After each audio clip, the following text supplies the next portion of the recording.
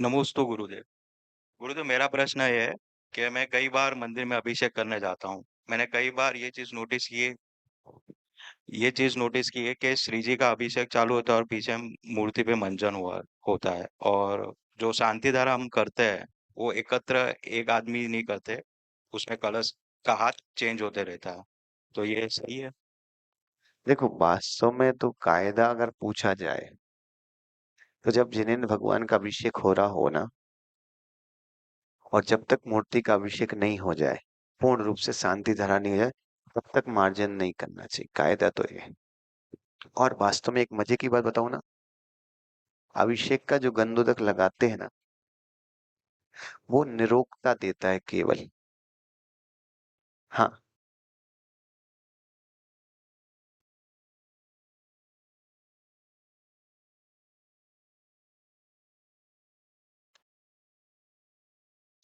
अभिषेक का जो गंधोदक है ना, वो याद रखना निरोगता देता है। पर शांति धारा का जो गंधोदक है ना, वो निरोगता के साथ धन, ऐश्वर्य, कीर्ति, वैभव सब कुछ देता है। सब कुछ देने की ताकत शांति धारा में है, अभिषेक के गंधोदक में नहीं है। मंत्रों के प्रभाव पड़ता है क्योंकि उसपे मंत्र बहुत अधिक है।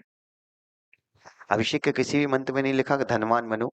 अभिषेक के मंत्र में किसी में नहीं लिखा कि भाई मेरे पास यश बढ़े, कीर्ति बढ़े, समाज सुखियो, प्रजा सुखियो, कहीं नहीं है। लेकिन शांति धारा के हर मंत्र में ये भावना है। ठीक है।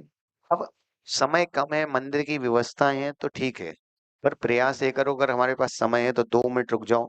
अब क्या है, यहाँ अभिषेक चल रहा है, शांति धारा चले, पीछे आप मार्जन कर रहे हो, तो आप शांति धारा नहीं देख रहे, आप शांति धारा की महिमा को समझ ही नहीं रहे।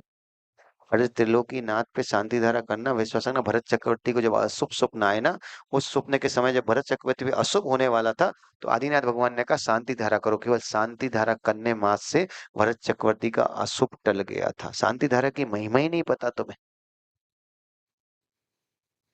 शांति धारा का महत्व ही नहीं पता।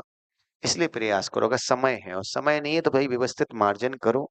और दूसरी बात कि शांति धारा कायदा तो ये है कि एक ही धारा होनी चाहिए, धारा बदलनी नहीं चाहिए, टूटनी नहीं चाहिए। झाड़ी उनने कहा भाई जितनी बड़ी शांति धारा उतनी बड़ी झाड़ी रखो कि बीच में धारा टूटे ना। अब ठीक है, मंदिरों की व्यवस्था रहती भाई, सबका मन रहता, वैसे तो प्रयास करें तो वैसे तो कायदा होना चाहिए, एक एक दिन एक एक व्यक्ति का नंबर लगना चाहिए। कुछ मंदिरों में ऐसी व्यवस्था रहती है, कुछ में बोली की व्यवस्था चाहिए, कुछ में तो ऐसा है कि एक व्यक्ति पकड़ लेता है, वो सबको बोलता है आओ आओ, पर छोड़ता नहीं है। चौके में भी हम देखते हैं, बहुत सारे लोग कहते हैं हाँ सब आओ आओ आओ भैया आओ आओ, लो करेगा, चलाएगा खुद, लेकिन लो। तो ऐसे लोग भी रहते हैं। अब वो ठीक है, व्यवस्था के हिसाब से ठीक है कि आपके मंदिर की जैसे कायदा तो ये है कि एक ही धारा होना चाहिए, और प्रतिदिन एक एक व्यक्ति को मौका मिलना चाहिए। हाथ लगा रहे तो कोई दोष नहीं है, ऐसा नहीं सोचना कि कोई दोष है या कोई पाप है, पर प्रयास जैसी, अनुकूलता जैसी बने मंदिर की। हम तो जानते हैं शांति धारा के बाद व्यक्ति का मन शांत हो, इस व्यवस्था का ध्यान रख के कार्य करना चाहिए। वरना शांति धारा करके गए, वो घर जाते रास्ते में अशांति है, तो वो शांति धारा नहीं है। शांति धारा का मतलब है मन शांत होना।